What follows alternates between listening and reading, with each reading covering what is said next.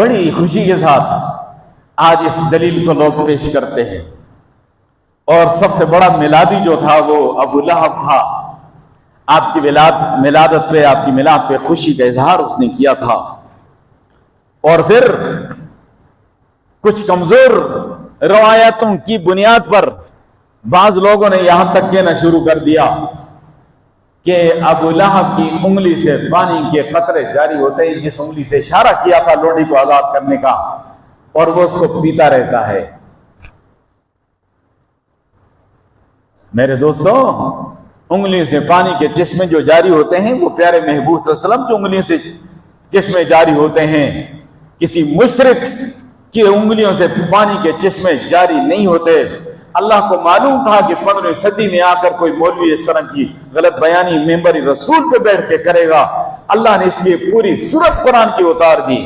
بسم اللہ الرحمن الرحیم.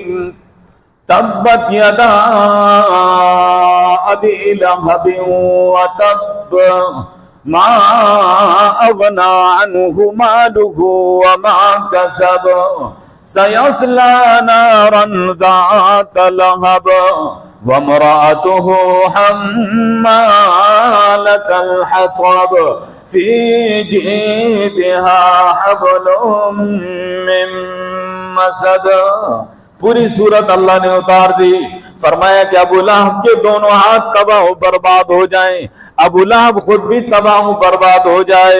ما اغنى عنہ مالہ، اس کا مال اسے کام نہ آئے گا جو اس نے کمایا. سیصلی نارا ذات لہب، ان قریب بڑکتی ہوئی آگ کے شعلوں میں وہ داخل ہوگا. وامرأتہ، اور اس کی بیوی بھی بڑکتی ہوئی آگ کے شعلوں میں داخل ہوگی. حمالۃ الحطب، خوب ایندھن اٹھانے والے، کانٹے اٹھا اٹھا کر پیارے محبوب کے قدموں میں ڈالنے والی. فی جیدہا حبل من مسد، اس کے گلے میں مونج کی بٹی ہوئی رسی کا پھندا ہوگا. اللہ نے قرآن اتار دیا تاکہ کل کو کوئی غلط بیانی نہ کرے.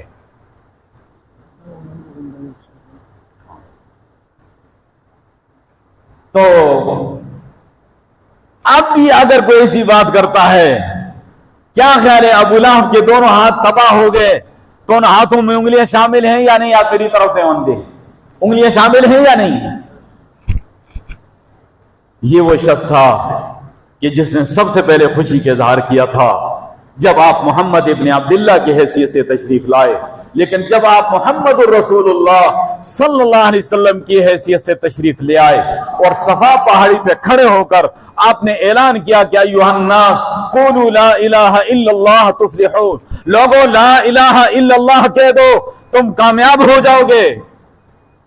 اور سارے لوگوں کو جمع کر کے جب یہ اعلان کیا آپ صلی اللہ علیہ وسلم نے، تفصیلی واقعہ ہے، تو ابو لہب سب سے آگے بڑھا اور اس نے بہت گستاخانہ الفاظ کہے کہ تبا لک یا محمد لہذا جمعتنا، تیرے لیے معاذ اللہ ہلاکت ہوئے محمد صلی اللہ علیہ وسلم، تو نے ہمیں اس لیے جمع کیا؟ ہم اتنے ویلے اور فارغ ہیں، اس بات کے لیے جمع کیا؟ اور لا الہ الا اللہ سننے کے بعد اس کی جو کیفیت ہوئی تو وہ جناب علی مشرکین مکہ کی ہوتی تھی، ان کو پتا تھا لا الہ الا اللہ کا مفہوم کیا ہے. ہمیں لا الہ الا اللہ کا مفہوم پتہ نہیں ہے. ہم پڑھتے جاتے ہیں لا الہ الا اللہ بھی شرک بھی کر رہے ہیں، بدعت بھی کر رہے ہیں، ملاوٹ بھی کر رہے ہیں، جھوٹ بھی بول رہے ہیں، سود بھی کھا رہے ہیں، رشوت بھی لے دے رہے ہیں، سب کچھ کر رہے ہیں اور لا الہ الا اللہ دھڑلے کے ساتھ پڑھتے ہیں. ہمیں معنی پتہ نہیں ہے، لا الہ الا اللہ کا معنی پتہ نہیں ہے. ان کو اس کا مفہوم پتہ تھا.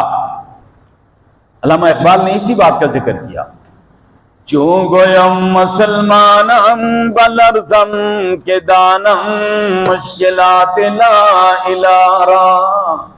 میں جب کہتا ہوں کہ میں مسلمان ہوں تو میں لرز اڑتا ہوں، کیونکہ میں لا الہ الا اللہ کی مشکلات کو جانتا ہوں، لا الہ الا اللہ کے تقاضے کو جانتا ہوں، لا الہ الا اللہ کے مطالبے کو جانتا ہوں. تو وہ لا الہ الا اللہ کے مفہوم کو جانتے تھے. اس وقت اس نے بڑا پتھر لے کر دونوں ہاتھوں سے پیارے محبوب صلی اللہ علیہ وسلم کی طرف ایسا پھینک کر یہ الفاظ کہے کہ تبلک یا محمد لہذا جماعتنا، معاذ اللہ، اللہ نے پوری صورت اتار دی اس وقت۔